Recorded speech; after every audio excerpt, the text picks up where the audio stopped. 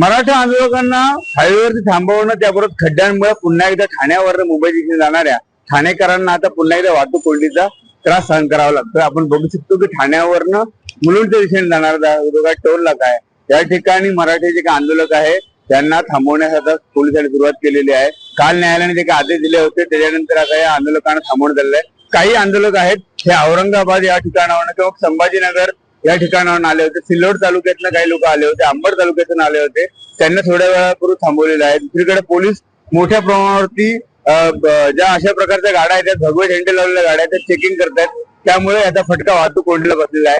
आज सकाळपासून मुंबईकर जो त्रासलेला आहे, गेले 3 ते 4 दिवस मुंबईकरांना वाहतूक कोंडी त्रास सहन करावा लागला असला तरी आज जरांगेंच्या आंदोलनाचा 5वा दिवस आहे आणि हा आंदोलनाचा 5वा दिवस असताना कुठेतरी पुन्हा एकदा ठाण्यावरनं मुंबईच्या दिशेने जाणारी जो काही आनंदनगर चेकनाका आहे या ठिकाणी खूप मोठ्या प्रमाणावरती वाहतूक कोंडी निर्माण झालेली आहे।